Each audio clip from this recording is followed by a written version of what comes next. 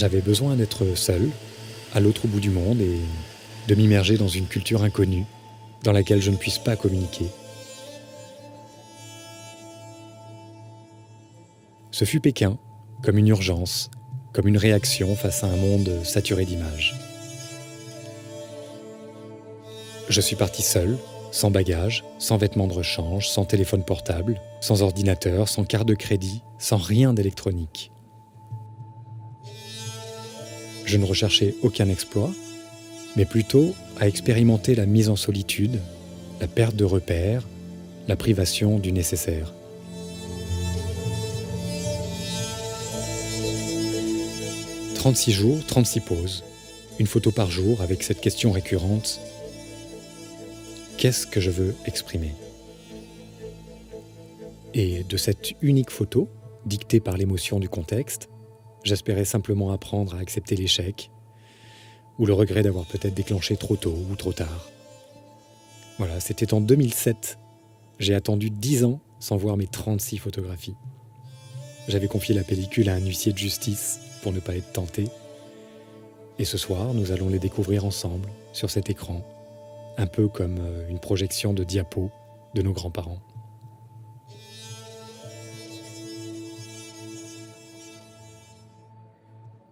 Ces 36 photographies n'auraient aucun sens sans en expliquer la démarche.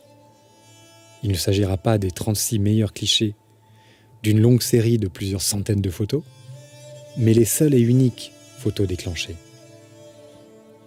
J'aimerais que ces photographies nous touchent plus par leur histoire que par leur esthétisme. Alors, nous allons les découvrir maintenant, dans l'ordre, sans retouche et sans recadrage.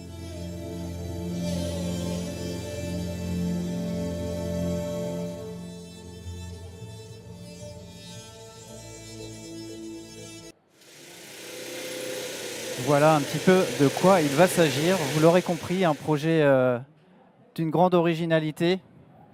Je vais inviter tout de suite Marc à me rejoindre sur cette estrade. Bonjour Marc. Merci de venir pour nous présenter ton projet. Salut. Alors un projet super original. Je voudrais juste comprendre qu'est-ce qui, au départ, t'a poussé à partir pour la Chine avec ce boîtier en bandoulière et quasiment rien d'autre dans les poches. Pour faire cette démarche de photographie très lente, très contemplative et peut-être aussi un peu cette perte de repères dont tu parles, savoir qu'est-ce qui a provoqué ce besoin. Je crois que je fais partie de cette génération de photographes qui ont commencé avec l'argentique et qui ont vécu la transition vers le numérique en fait. Je pense que je suis un meilleur photographe grâce au numérique. Ça c'est une évidence, rien que parce que quand on déclenche, on peut voir tout de suite ses erreurs et recommencer. Mais je me suis retrouvé dans un monde qui avançait de plus en plus vite et dans lequel je ne me reconnaissais plus tout le temps, en fait. Voilà. Donc l'idée, c'était de faire pause et d'essayer de comprendre ce que représente une photographie. On vit dans un monde saturé d'images, avec des images de plus en plus belles, parce que vos appareils sont de plus en plus performants aussi. Donc j'ai eu, je crois, tous les Nikon numériques qui ont été développés. Et je suis capable de shooter comme... je crois qu'il y a plein de photographes dans ce salon et donc parmi vous. Et certains d'entre nous sommes capables de déclencher 1000 ou 2000 photos dans la journée pour des clients. C'est quelque chose d'assez classique. Et du coup, pour moi, c'est un malaise. Ici, par exemple, surtout en bas, vous avez plein de belles photos. Il y a des livres partout avec des photos absolument magnifiques. Et quand on referme les livres ou quand on rentre chez soi, de quoi est-ce qu'on se souvient ? De quelle photo vous marque ? Et ça m'a toujours perturbé en tant que photographe. Donc la plupart du temps, je fais des travaux de commande. Donc je n'ai pas à me poser cette question-là réellement. Mais quand je shoote 2000 photos dans la journée, derrière, je passe aussi beaucoup de temps à les éditer. Et ce temps, je le perds dans mes rencontres avec les autres. Et du coup, ça me rend assez triste en fait. Voilà. Donc j'ai voulu faire pause. C'était il y a 10 ans. Donc le projet, il était très simple. Je pars sans rien de numérique. Je Hein, voudrais tu disais perdre dans mes ton repères. livre léger de l'âme jusqu'au bagage, je n'emporte rien, ma petite besace noire, un passeport, des travelers chèques, un carnet, un Nikon F et l'unique pellicule photo. C'est tout. La liberté absolue, enfin. La Ouais. liberté, c'est le dénuement. Oui, en réalité, oui. Et j'ai l'impression de faire partie de ce monde qui va très très vite. J'en suis même un moteur. Je produis beaucoup d'images. Et il y a un moment, j'avais besoin de me retrouver sans rien, donc une perte de repères totale. C'est pas un exploit de ne rien amener, juste une petite besace, rien d'autre. Et cette perte de repères devait générer quelque chose que je ne connaissais plus, quelque chose que j'avais perdu. Et le choix de Pékin participait de cette perte de repères, d'aller dans un endroit où, comme tu l'expliques dans le livre, m'immerger dans une culture inconnue, un lieu où je ne puisse pas communiquer pour que mon regard ne soit pas biaisé par les préjugés. J'avais besoin d'oublier mes repères, d'être volontairement perdu. Dans ces conditions, on ne triche pas, on fait de son mieux avec le peu qu'il nous reste. Donc on est encore sur cette notion de perte de repères, de dénuement, et de se dire, voilà, je me présente nu à la photographie. Ouais, moi je connaissais la solitude sur l'océan, dans le désert, par la route, la montagne. Je connaissais des tas de solitudes différentes et je connaissais pas la solitude urbaine. Ça veut dire le fait de se retrouver dans un endroit et de ne pas pouvoir communiquer. Donc j'avais choisi Pékin aussi pour ça. En 2007, les Chinois ne parlaient pas vraiment anglais, ou très peu d'entre eux parlaient anglais.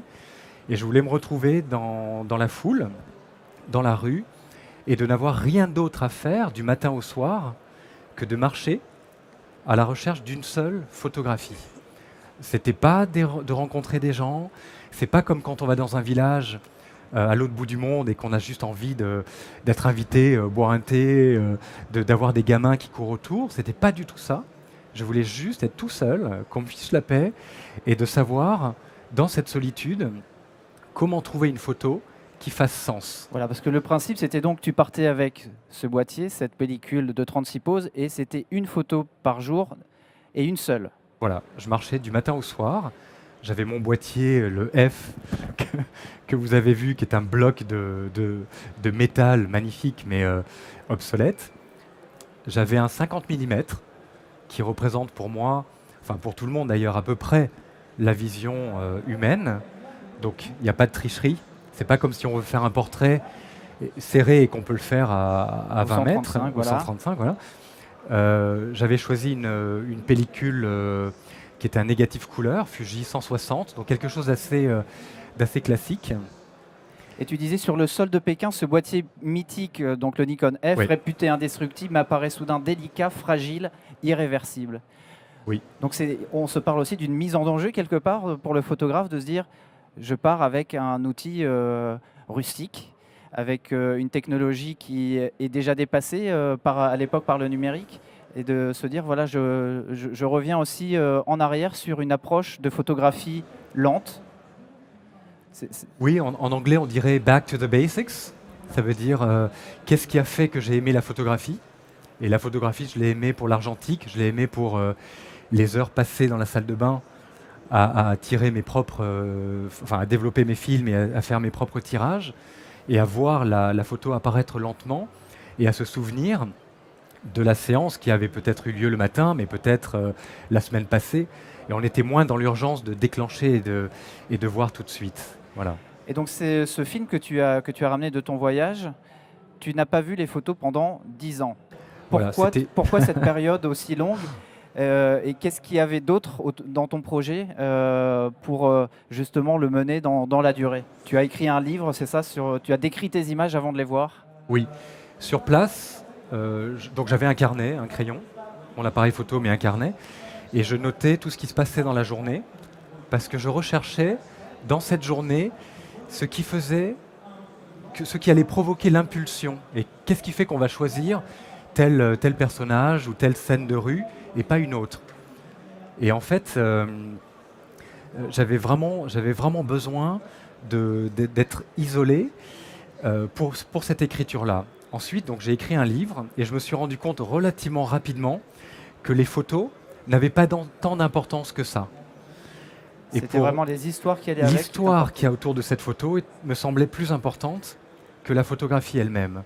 Et du coup, pour essayer de démontrer ça, ou peut-être de me le prouver à moi-même, j'ai laissé cette pellicule chez un huissier. Donc pour ceux qui connaissent l'argentique, j'ai fait développer la pellicule pour que la chimie n'agisse plus. Et j'ai demandé à l'huissier de venir au laboratoire pour récupérer cette pellicule et ne pas être tenté de la voir. Je ne savais pas combien de temps ça allait durer, mais je savais que je ne voulais pas la voir tout de suite. J'avais besoin d'écrire un livre. Donc j'ai écrit un livre que j'aime bien, ça a mis quelques temps. Et ensuite, il a fallu trouver un éditeur suffisamment fou pour accepter d'éditer le livre sans voir les photographies. Ça veut dire un éditeur qui accepte que l'histoire autour de cette photographie, de ces 36 photographies, était aussi importante que la photographie elle-même. Voilà. Et on s'inscrit dans une démarche artistique. Qu'est-ce que l'art? Peut-être qu'une des réponses, c'est celle de provoquer des consciences. Et donc, c'est pas de voir les photos forcément. Voilà. Et donc, j'ai trouvé un éditeur, j'ai mis du temps. Et Marc Mellet, qui est un éditeur bien barré quand même, son édition, c'est Le Monde pour Passagers, spécialisé plutôt dans les voyages. Et voilà, on a fait ce travail ensemble et on a décidé de découvrir les photos ensemble le jour d'une exposition. Ça s'est passé il y a 2 semaines.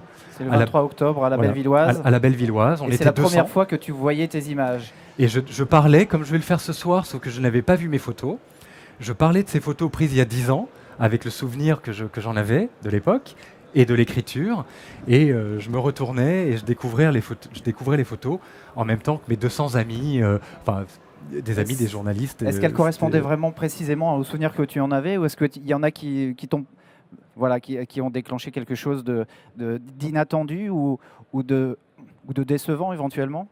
Oui, c'est très curieux, la mémoire joue des tours, hein, évidemment, même si l'écriture m'a beaucoup aidé à me souvenir de petits détails que j'avais notés. Et en réalité, ce qui m'a le plus marqué, c'est que j'avais l'impression, quand je déclenchais à l'époque, il y a 10 ans, alors on a aussi changé tous en tant que photographe. Si on regarde les photos qu'on a prises il y a 10 ans, on est différent, on prend les photos différemment.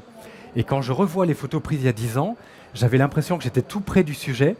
Et en fait, j'avais cette distance qu'on a forcément avec un 50, alors que j'aime déclencher. Moi, j'aime le 85, j'aime le 105. Voilà, chez Nikon, ils sont le 85 de 1.4 de chez Nikon, il est juste bluffant. Et quand on se retrouve avec un 50, même si c'était un 50 1.4, j'avais du mal, au début en tout cas, à m'approcher du sujet, quoi. Ça, c'est quelque chose qui m'a troublé quand je découvrais les photos. J'avais l'impression d'être beaucoup plus proche de ce que je photographiais. Ouais. Alors, on va en découvrir quelques-unes avec toi. Je vais te laisser nous les compter, puisqu'on se parle effectivement d'histoire de ces images. Et puis on y reviendra un petit peu plus tard. Sachez que simplement, il y a effectivement ce livre qui est paru, que tu vas dédicacer à la suite de cette conférence. Avec plaisir. Voilà, ici même sur le salon de la photo. Et puis on reparlera un petit peu de tout ce qui tourne autour. On va pas les regarder, on va pas pouvoir voir les 36. On n'aura pas le temps de faire le tour des 36 parce qu'en plus, vous l'aurez compris, Marc est quelqu'un d'un peu bavard. Mais on va en regarder déjà une moitié à peu près.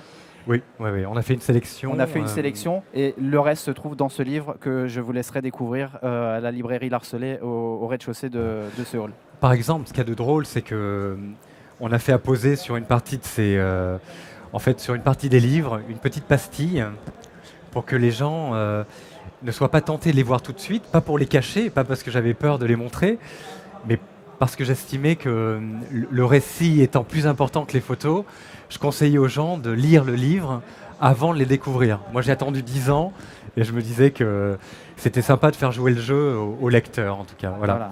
Mais la plupart des gens sont pressés et le décachette, regarde les photos et ça me va aussi, en fait. On s'en fiche. C'est que de la photographie. Très bien. Écoute, je te laisse nous emmener en voyage, Volontiers. nous prendre par la main pour nous emmener jusqu'en Chine. Okay. Et puis je reviendrai à la fin pour présenter tout ce qu'il y a encore à présenter autour de ce projet, parce qu'il y a encore quelques petites choses à en dire. Ok. Donc c'est une sélection. Ce qui est important en fait pour moi, c'est d'être sûr que vous avez compris que vous assistez à un voyage plus qu'à une démonstration photographique. Et je rappelle que c'est pas comme si c'était la sélection des 36 meilleures photographies de toute une série. Ce sont les 36 uniques photographies déclenchées il y a 10 ans. Et elles ont leurs inconvénients et leurs avantages. Elles ont une poésie liée au moment. Et l'inconvénient, c'est que je pouvais en prendre qu'une. Et parfois, elles sont ce qu'elles sont. Dans la sélection, il y a des photos que j'aime bien.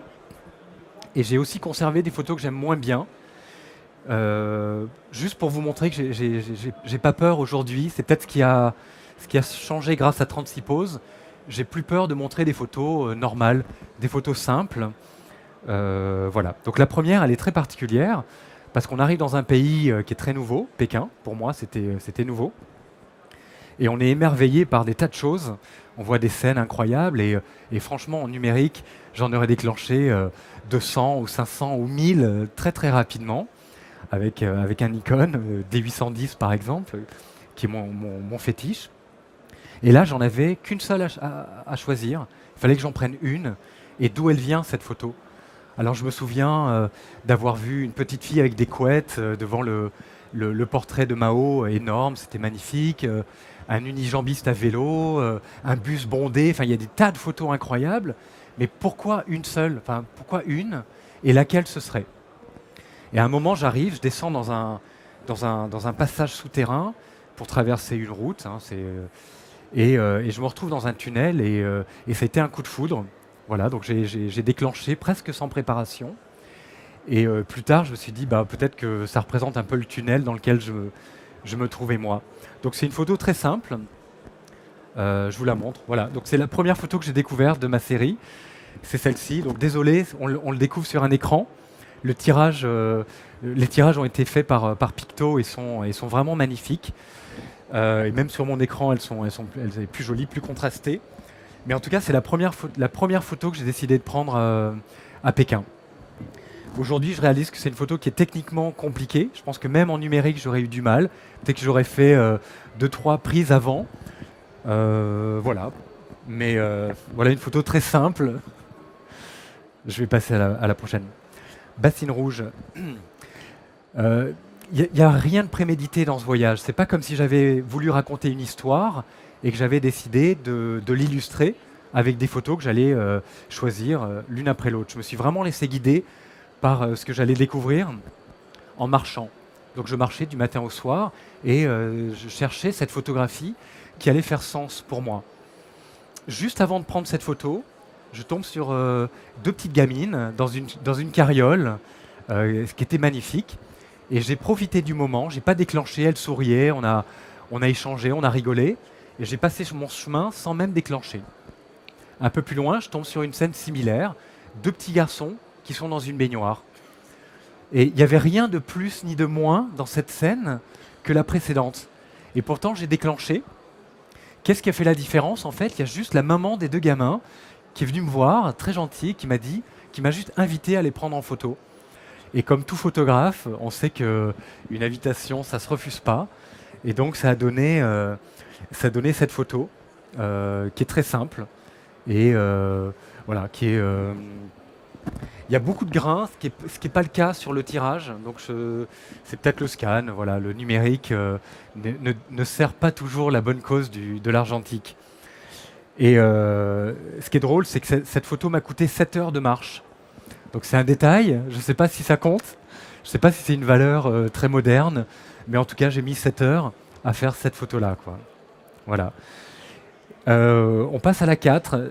J'ai choisi cette photo parce que j'ai vu une scène dans un parc très beau, une pagode magnifique avec des allées. Les tuiles sont vertes, les allées sont magnifiques. Et au départ, je suis assez loin. Au 50, il faut être loin pour photographier une scène complète. Et donc, je n'arrive pas à déclencher. Je me dis que ça signifie rien pour moi. Et je m'approche. Et plus je m'approche, plus ça commence à faire sens. Et c'est plus une pagode, c'est des gens qui jouent ensemble. Et je continue de m'approcher jusqu'à arriver à isoler un des personnages qui, là, du coup, me touche. Et je suis resté peut-être 2 heures à les voir jouer aux cartes. Je n'ai pas compris leur jeu, mais en tout cas, j'avais l'impression de faire partie, de me faire accepter. Et ceux d'entre vous qui ont l'habitude des photos de voyage savent qu'il y a un moment où c'est vraiment, on sent une force en nous très, très poétique au moment où on a l'impression de faire partie d'un groupe. Alors, je ne dis pas qu'ils m'ont proposé de jouer ou qu'ils étaient plus sympathiques avec moi, ils ne me calculaient pas, mais j'étais très proche d'eux et je me suis senti capable de déclencher une photo vraie, une photo, voilà. Et du coup, ça donne ça. Donc c'est une photographie qui, encore une fois, n'a rien d'exceptionnel, mais j'ai l'impression d'être resté peut-être plus d'1 heure avec eux. Je suis vraiment prêt, hein. Ce flou-là au 50, je me sens vraiment très près d'eux. Voilà.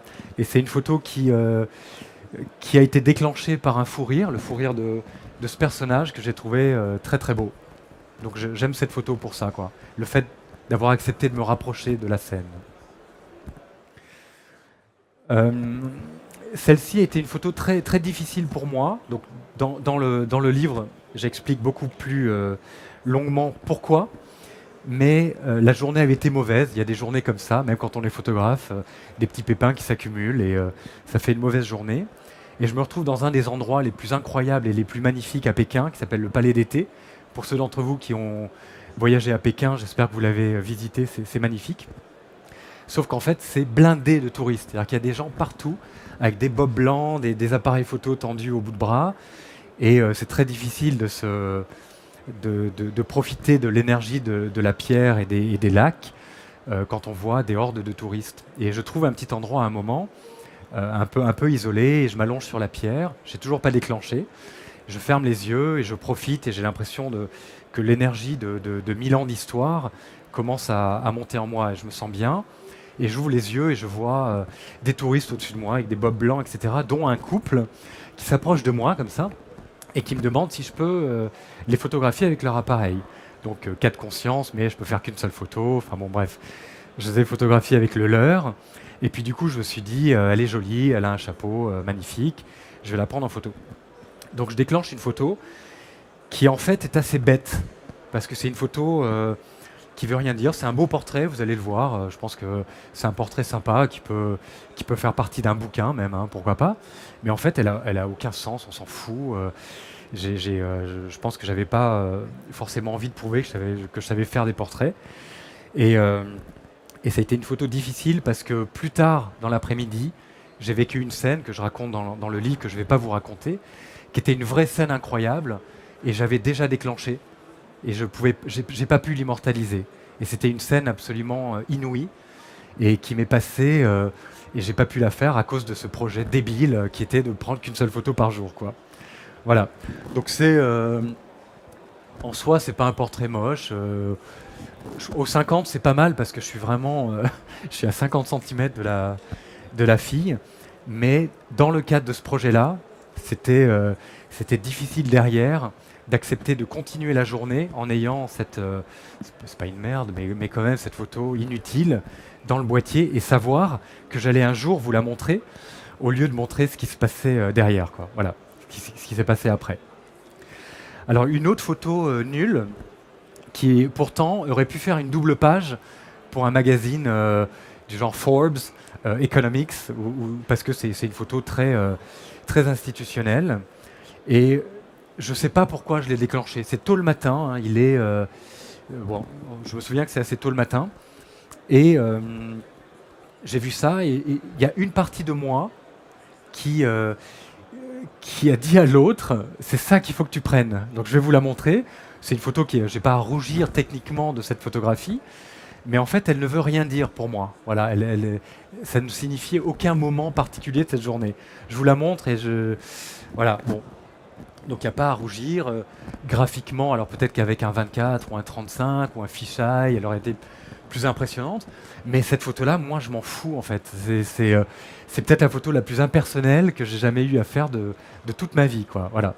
Et je me suis rendu compte ce jour-là aussi qu'il y avait cette lutte entre peut-être un artiste qui était parti là-bas pour balancer ses tripes, et puis un espèce de photographe plus cartésien qui a besoin qu'on voit, qui sait faire des photos et qui est peut-être capable de ramener 36 chefs-d'œuvre. Alors, c'en est pas un du tout, mais voilà, quoi. C'est cette lutte, cette photo, pour moi, c'est la lutte que peut-être certains d'entre vous connaissent en prenant des photos, en se disant, est-ce que je prends une photo qui résonne en moi, ou est-ce que je prends une photo qui va en jeter plein la vue, quoi.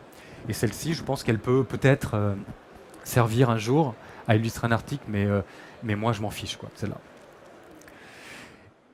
En revanche, je vais vous montrer une photo qui peut-être ne va pas vous séduire plus que ça, et qui pour moi a été la première vraie photo de tout ce voyage, où j'ai passé la journée entière à me demander en fait ce que je faisais à Pékin, pourquoi je m'infligeais cette torture en fait pour un photographe qui a l'habitude de shooter des centaines et des milliers de photos. Je pense qu'aujourd'hui j'ai fait plus d'1 million de photos comme la plupart des photographes professionnels. Et pourquoi je m'inflige ça, quoi. Et donc je laisse passer plein de scènes, et je suis là en train de me dire mais pourquoi on shoot autant? Est-ce que c'est pour compenser? Est-ce que plus on shoot, moins on est un bon photographe? Est-ce qu'on shoot beaucoup parce qu'on n'a plus de point de vue sur les choses? Est-ce que quand on déclenche une scène normale, on va en prendre 3 ou 4 à l'horizontale, 2 ou 3 à la verticale, un peu surexposé, d'autres sous-exposés, du zoom, pas de zoom? Et je me disais, ok, j'en ai qu'une affaire aujourd'hui. Je voudrais changer les règles. C'est ça ce voyage. Le temps d'une pellicule, changer les règles et prendre le temps et faire le vide et essayer peut-être de réfléchir et d'écouter les signes. Voilà. Et c'est ce que j'ai fait ce jour-là. Et j'ai vraiment déambulé librement. Et j'ai flâné et je me suis retrouvé dans un endroit, une échoppe, à laquelle j'étais allé 2-3 fois. Mais il ne s'était rien passé. J'avais juste pris une bière. Je prenais une bière à chaque fois que je déclenchais. Je me retrouvais souvent dans cet endroit-là. La nuit allait tomber et je ne me sentais pas stressé par le fait de ne pas avoir déclenché. Et tout d'un coup, une femme arrive, une travailleuse sociale, elle nettoyait les toilettes publiques et les routes. C'est un travail très difficile, en combinaison orange. Elle s'installe à côté de moi et elle passe un coup de fil depuis un téléphone jaune, et en même temps, elle envoie un message, ou elle reçoit un message sur un tout petit téléphone portable. Et c'est une scène tellement improbable, le jaune, le orange, les 2 téléphones, cette femme qui a passé sûrement une journée très très difficile. Et j'ai déclenché une photo très simple que vous allez voir. Et cette photo, c'est une de mes photos de toute ma vie que j'aime, parce qu'elle a déclenché un rire général auprès des Chinois qui étaient autour, et que c'est devenu mon refuge, et que c'est un endroit qui est devenu magique pour moi, et comme s'il m'avait adopté grâce à cette photo. Et peut-être que la photo, ça sert à ça aussi. Voilà. Donc c'est une photo très simple, et cette femme, elle est d'un courage incroyable, et on a passé un moment fantastique ce soir-là, et plein d'autres moments après. Donc la photographie m'a beaucoup aidé à partir de ce jour-là, quoi. Voilà. Je vous parle d'une autre photographie que j'ai aimée. Elle s'appelle Schlurp parce que c'est une scène de repas, mais c'est l'histoire d'une seconde chance. Et en tant que photographe, vous savez que si on rate une première possibilité, il y en a rarement une seconde.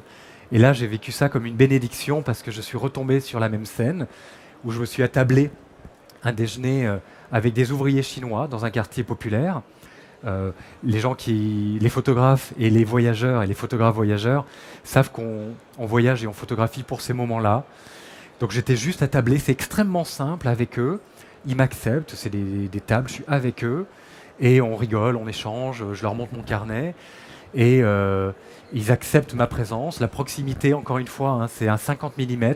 Ça veut dire pour faire des photos, on est très très près de ce qui se passe. Et ça a été un moment fantastique. Donc voilà, une photo très simple. Donc je suis vraiment à table, c'est ma soupe. Voilà. Et j'ai choisi le moment où ils étaient dans leur bol, plutôt qu'un moment où ils posaient. Donc encore une fois, hein, c'est une photo très simple. Mais pour moi, quand je la vois, je les vois eux. Je ne connais pas leur prénom, on n'a pas parlé, ils ne parlaient pas anglais et moi pas chinois. Mais ce que je vois à côté et que vous ne pouvez pas voir, c'est les bruits. C'est les crachats, les rots, les odeurs de soupe et de pâtes et de groins de porc, et le cuisinier qui râpe son bloc de pâtes de riz à côté. Et évidemment, dans le bouquin, je raconte tout ça. Donc la limite de la photographie, quand on la voit, vous ne voyez qu'une seule photo, je suis obligé de vous raconter cette histoire pour que vous puissiez éventuellement l'apprécier. Et tout l'objet de ce voyage, c'était de ne pas faire de photos spectaculaires, et de laisser les personnes apprécier les photos, pas pour leur esthétisme, mais pour l'histoire qu'il y avait autour. Et moi, je crois beaucoup en ça. Et aujourd'hui, depuis en fait cette aventure ou cette expérience, je suis beaucoup plus à même d'apprécier des photos très simples. Et j'apprécie beaucoup plus les photos d'amateurs aujourd'hui que de professionnels. Parce que j'estime que les professionnels connaissent trop les techniques et les cordes sensibles du travail sur Photoshop ou sur Lightroom ou sur Capture, et qu'on oublie ces photos. Et je rappelle qu'elles sont sans aucune retouche, sans recadrage, et que je les aime aussi pour ça, quoi. Voilà. Juste une façade, c'est une photo qui parle de Pékin un peu plus moderne. Et j'étais surpris, en me baladant dans le Pékin moderne, d'être encore une fois attiré par des choses un peu anciennes, par le changement qui me perturbe beaucoup. Donc le changement, je ne parle pas que du changement de l'argentique au numérique. À Pékin, j'étais très heurté par le changement des hutongs. Pour ceux qui ont voyagé à Pékin, c'est des quartiers absolument magnifiques mais insalubres. C'est souvent de la terre battue, c'est souvent des vieilles maisons qui sont avec beaucoup de salpêtre, beaucoup d'humidité. Et tout d'un coup, on détruit ces vieux quartiers pour construire des tours. Et je n'ai pas voulu photographier les tours elles-mêmes, mais le changement. Voilà, le changement. Et le changement, pour moi, c'était le fait que ici, derrière, à part le graphisme de ce mur, qui est pas mal en soi, à part les personnes, il y a plusieurs sens de lecture. On y voit à la fois des personnes et de l'écriture, qui fait toujours appel à quelque chose de traditionnel. On voit le futur avec les grues. On voit un petit clin d'œil à mon chéri Nikon F. Voilà. Mais toujours pareil, dans cette démarche de solitude, je me suis senti très souvent happé par le changement et cette problématique-là, quoi. Fenêtre ouverte. Je vous montre cette photo juste parce que j'ai passé un moment incroyable avec la personne qu'on va voir. Moi, je marchais en sandales en cuir, je m'étais pas rasé, c'était un peu mystique comme voyage à cette époque-là. Et tout d'un coup, je croise une boutique, c'est un cordonnier qui veut absolument s'occuper de mes sandales, et moi, personne touche à mes sandales, etc. Donc on rigole, il se passe un truc, et je lui montre mon appareil, il dit OK. Je pensais que j'étais plus près, vous allez voir, je suis assez loin du sujet. Et je le cadre, et il ne se passe rien, il pose simplement, et je sentais rien de spécial, et j'avais pas envie de déclencher. Et tout d'un coup, il se met à faire des grimaces. Et là, c'est magique, et je me dis, je vais shooter, quoi. Sauf qu'en numérique, c'est très simple, les grimaces, parce que vous prenez toute une série, il y en a bien une où il a les yeux ouverts, où c'est marrant et tout. Et je vous la montre parce qu'à la fois, elle aurait pu être bien, et en même temps, elle n'est pas bien. Elle n'est pas bien, mais cette photo m'a inspiré deux choses. Donc voilà, elle aurait pu être marrante, elle n'est pas non plus, c'est pas une mauvaise photo, elle est un peu débulée, je pense que je riais en même temps, bon voilà.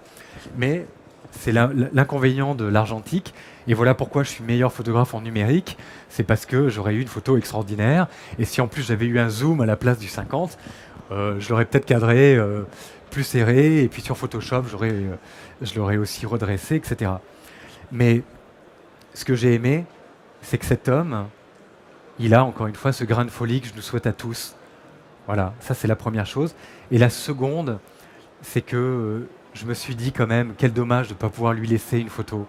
J'aurais bien voulu avoir un Polaroid par exemple, et faire une photo, la garder pour moi, et lui en donner une, ou une petite imprimante portative. Là, et j'étais triste, j'aurais voulu passer des heures et des heures à discuter avec lui.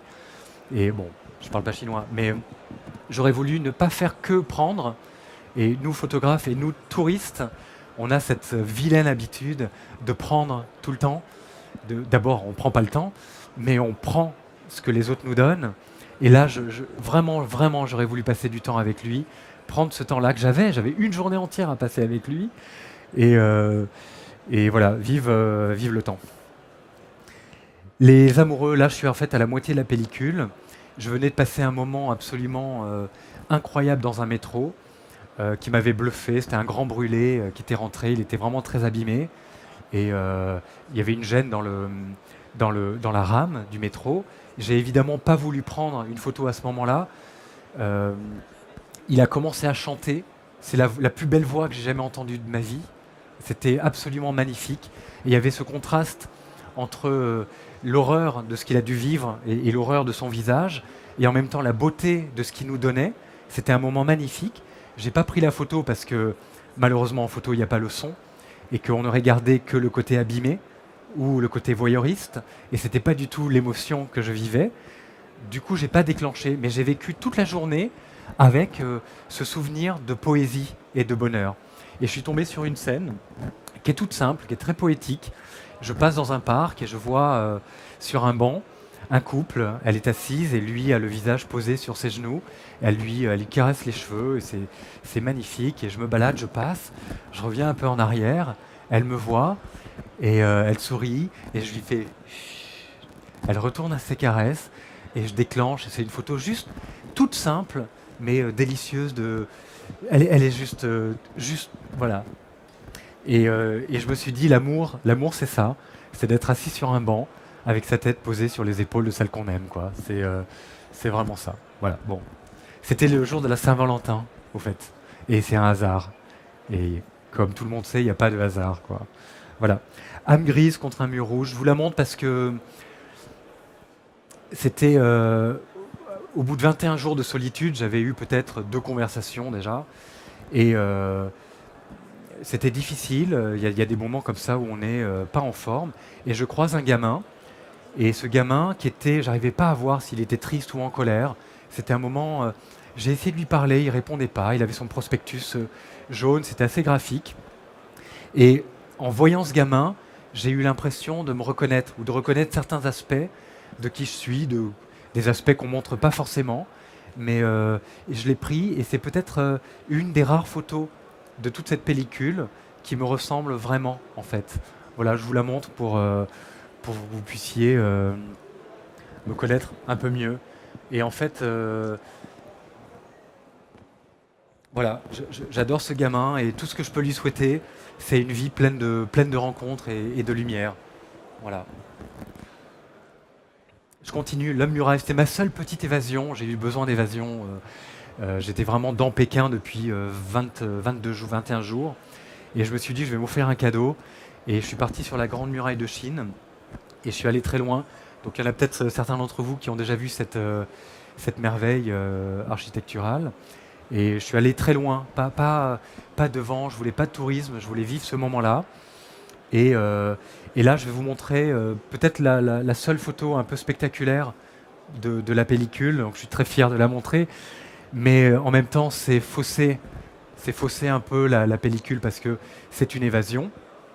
J'ai vécu un très beau moment avec cet homme qui est la dernière personne que j'ai vue sur cette muraille avant de me cacher et de passer une nuit interdite sur une des tours de la muraille où j'ai passé une nuit incroyable à découvrir quelque chose que peut-être certains connaissent, qui est le sentiment océanique.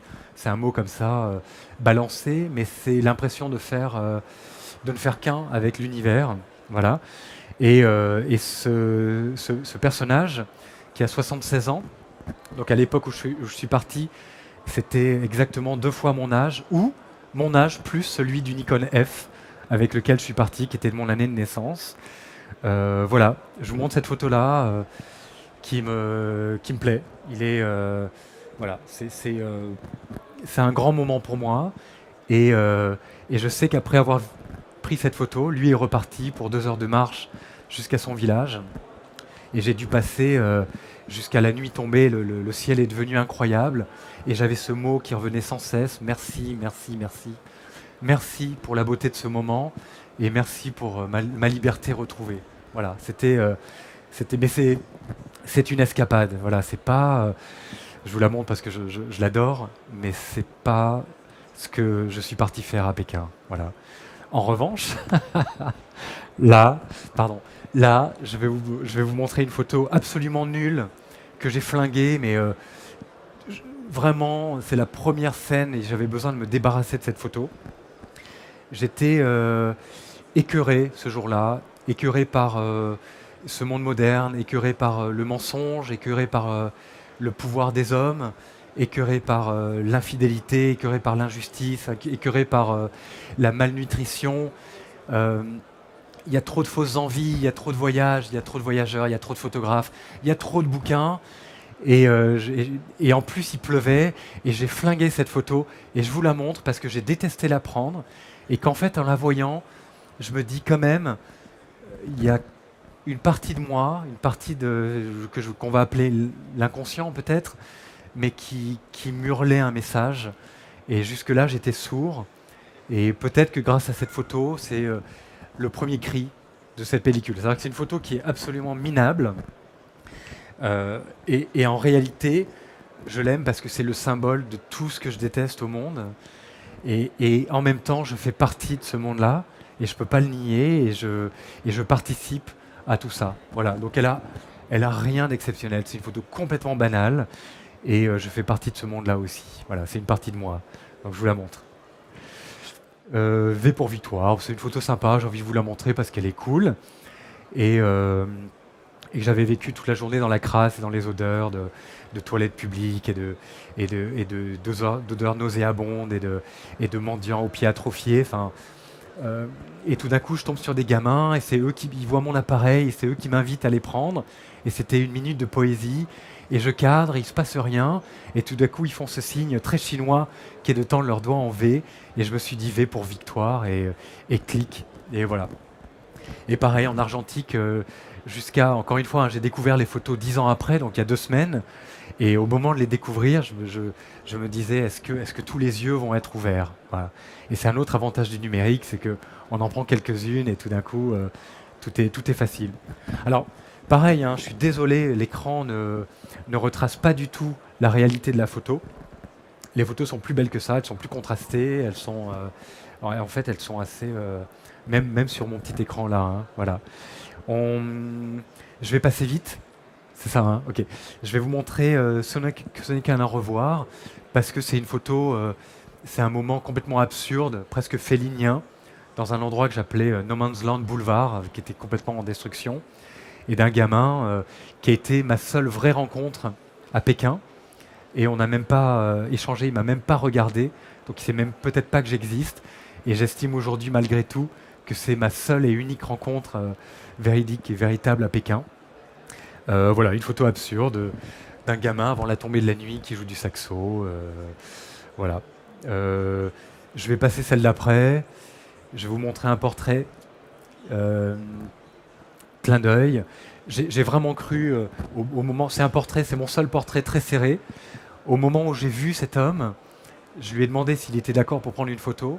Il m'a dit non, et j'ai dit pas de problème, je suis reculé. Et tout d'un coup, il change d'avis.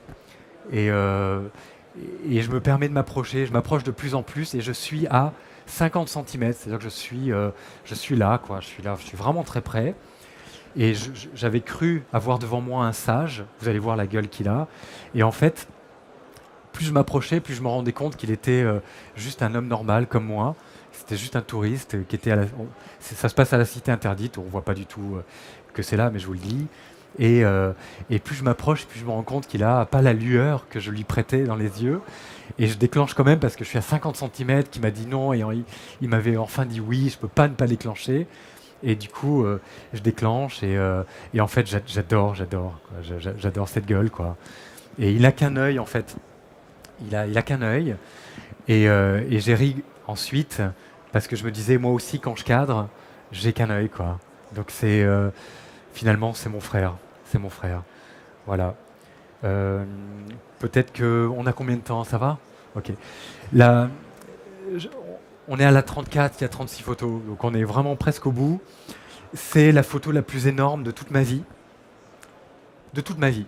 Mais pas pour pas pour son esthétisme, vous allez la voir, vous allez être déçus. Et c'est pas que ça m'est égal, je ne veux pas vous décevoir, mais c'est pas grave. C'est la photo la plus énorme parce que la manière dont elle a été prise et ce que eux m'ont donné, je dis eux, on va voir qu'une seule personne. C'est une façade bleue avec des fenêtres, il y a 6 fenêtres. Assez délabré, c'est un immeuble d'ouvriers, c'est un milieu que j'aime beaucoup, que je respecte beaucoup, le milieu ouvrier. Et je passe une première fois et la façade est à l'ombre. Et je vois cet homme à la fenêtre qui fume. Je trouve ça magnifique et je déclenche pas juste parce que la façade est à l'ombre et qu'elle pète pas, comme on dit en photo. Donc je déclenche pas. Et je trouve rien d'autre, je marche, je trouve rien, et je reviens quelques heures plus tard, et elle est enfin au soleil. Donc c'est magique, mais le personnage n'est pas là.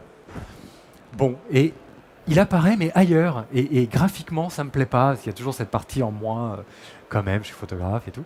Je suis loin, parce qu'au 50, pour faire la photo que vous allez voir, je me souviens plus, mais je suis peut-être à 30 ou 40 mètres.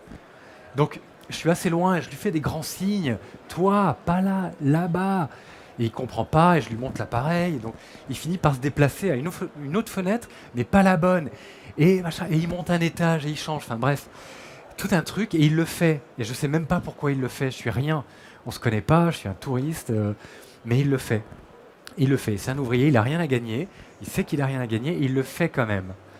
Et je prends la photo, et c'est un soulagement énorme, et je tends mes pouces, et on hurle, et il rigole, et tout d'un coup, des têtes sortent d'absolument partout dans le bâtiment. Et c'est un moment mais qui m'a rempli d'un amour pour l'humanité. Bon, j'ai rien fumé. Et une joie incroyable. Je vous la montre, vous n'allez pas voir toutes les têtes, il ne va pas hurler, vous allez vous dire, mais il est complètement allumé, ce type. Mais en fait, voilà. Ce qui est important, c'est que cette photo s'appelle « Seul au monde » et qu'après avoir déclenché cette photo, je sais aujourd'hui que je ne serai plus jamais seul. Voilà. C'est la plus belle photo de ma vie. Voilà. Et elle est toute simple. Et je sais qu'elle va pas vous... Enfin, j'imagine, mais c'est ma photo, quoi. Voilà. Qu'est-ce qu'il y a d'autre?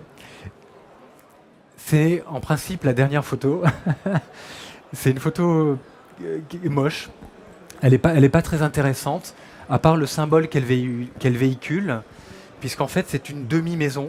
C'est-à-dire qu'avant c'était une maison entière, la moitié a été démolie, et tout au fil de mes 36 jours à Pékin avec cette pellicule de 36 photos, j'étais passé plusieurs fois devant, et à chaque fois j'étais étonné qu'elle soit encore là. Il n'y avait aucune raison qu'elle soit là, elle est faite pour être détruite. Et le dernier jour où je passe, je vois un gars en train de la repeindre. Et je me dis, c'est pas possible qu'on soit en train de repeindre une maison qu'on va détruire. Donc vous allez voir une photo LED. Je pensais qu'elle allait être belle et je sais maintenant que je l'ai découverte il y a 15 jours, je sais qu'elle est sans intérêt. Mais je voudrais vous parler du message de cette photo. Le message, c'est « Vous avez coupé la moitié de ma maison, c'est pas grave, ça me fait une terrasse et il y a plus de lumière qui rentre. Vous n'aimez pas le bleu, la maison était bleue, vous voulez du gris, regardez, elle est déjà grise. Elle va être détruite dans pas longtemps. Vous savez, pas longtemps, ça peut durer beaucoup de jours. Et donc cette photo représente l'espoir. C'est pour ça que je l'ai choisie comme dernière photo. Je pensais qu'elle serait plus belle que ça, donc pardon. Et c'est l'argentique ou moi, hein. Peut-être que c'est juste moi, j'essaie de mettre ça sur l'argentique. Ce n'est peut-être que moi. Donc voilà. Elle était bleue. Ils sont en train de la peindre en gris. Ils ont planté 2 arbres qui n'étaient pas là. Je vous promets de le croire. Et on voit le type, elle n'est pas prise au bon moment. Voilà, j'ai quelqu'un qui passe au moment où je déclenche. C'est l'inconvénient. Mais c'est comme ça. Et puis, je pensais finir là-dessus. Donc je vais dans un restaurant me commander un canard laqué pour fêter ça. Et en réarmant mon appareil, je me rends compte qu'en fait, il bloque. Donc, il reste une photographie. Et j'avais oublié. Mais ceux d'entre vous qui ont fait de l'argentique savent qu'en fait, régulièrement, on peut grappiller une 37e photo. Et donc, je ne pouvais pas redéclencher le jour même à cause de mon cadre fixé. Et du coup, je repartais le lendemain. J'avais 2 heures de jour avant de reprendre le bus pour l'aéroport. Et j'ai trouvé une photo qui est quelconque, mais qui représente, comme celle-ci, l'espoir de la vie plus forte que tout. Et voilà, j'avais pas beaucoup de temps pour la trouver. Pardon, ouais, voilà. Donc c'est, mais on peut faire ça n'importe où, hein. J'habite près de Paris, on en trouve aussi. Bon là c'est du trèfle, mais ça aurait pu être n'importe quelle photo. Mais j'aime bien l'idée qu'une petite plante arrive à s'en sortir presque n'importe où. Et bien voilà, je crois qu'on est arrivé au bout de la pellicule. Merci Marc pour ce très beau partage autour de tes images.